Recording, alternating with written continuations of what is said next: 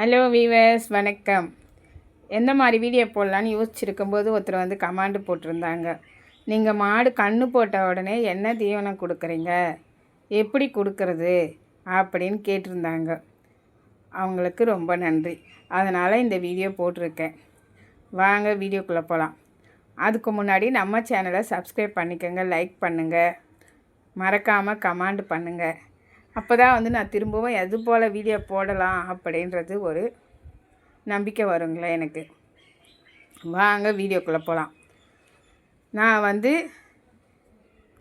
கன்று போட்ட உடனே வந்து பச்சை தண்ணி தான் வைப்பனுங்களே. தேவைப்பட்டால் குடிக்கும், தேவையில்லைன்னா விட்டுருங்களே. எடுத்து வச்சுட்டு மாட்டுக்காகவே நொய் விற்குதுங்களே, அந்த நொய் வந்து 1 கிலோ போட்டு கஞ்சி காய்ச்சி அதை தான் வைப்பானுங்களே ஃபஸ்ட்டு. அதாவது நல்லா சில்லுன்னு ஆறினாங்களே, நல்லா ஆற வச்சு அந்த கஞ்சி வைப்பாங்களே.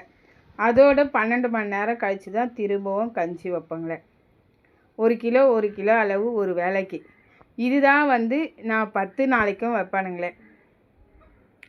மாடு வந்து நல்லா காஞ்சி நம்ம எப்படி டெலிவரி முடிஞ்சு நம்மளுக்கு எப்படி ஆகாரம் கொடுக்குறாங்களோ அது போல் தான் நான் மாட்டுக்கு கொடுப்பனுங்களே. ஒரு முறை வந்து 5 நாளில் 3 மாடு கன்று போட்டுச்சிங்களே.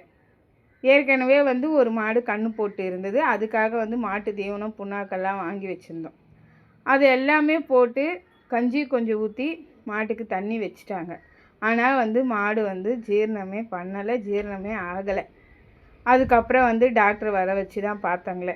உங்களுக்கு அது போல் எதுனா பிரச்சனை இருக்குது, ஜீரணம் ஆகலை, மாடு கஞ்சி எடுக்கலை, தண்ணி குடிக்கலை அப்படின்னாக்கா உடனே டாக்டர் வர வச்சு பாருங்கள்.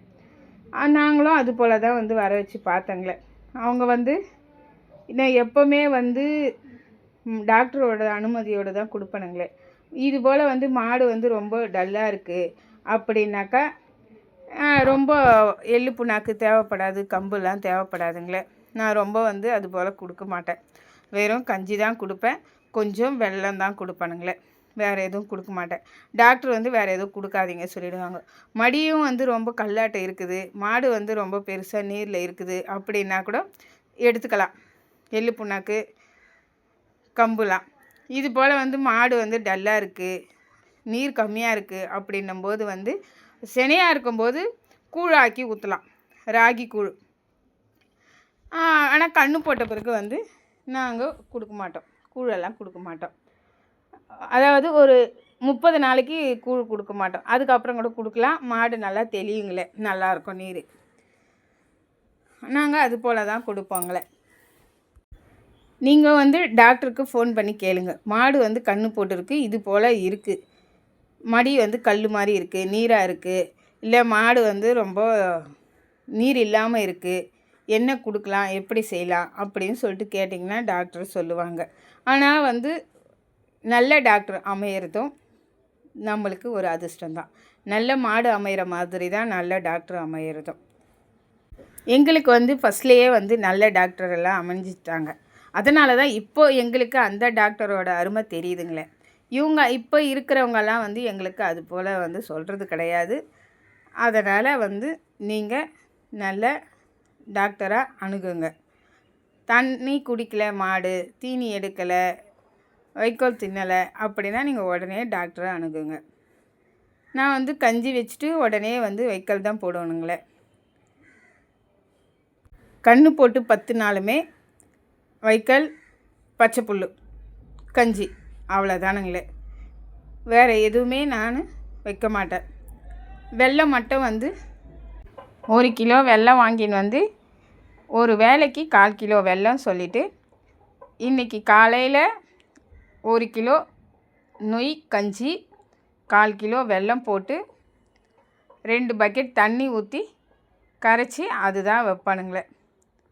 4 வேலைக்கு அதே போல் தான் வைப்பாங்களே. அதோட வெல்லம் நிப்பாட்டிடுவேன். அதுக்கப்புறம் வந்து கஞ்சி தான் வைப்பனுங்களே. பால் வந்து 5ஆவது வேலை பாலே வந்து எனக்கு தெளிஞ்சிடும். 6ஆவது வேலை பால் நான் ஊற்றிடுவேனுங்களே. நல்லா இருக்கும், சொசைட்டியில் ஊற்றிடலாம். அது போல் தான் இருக்குங்களே. நான் அது போல் தான் வைப்பனுங்களே மாட்டுக்கு.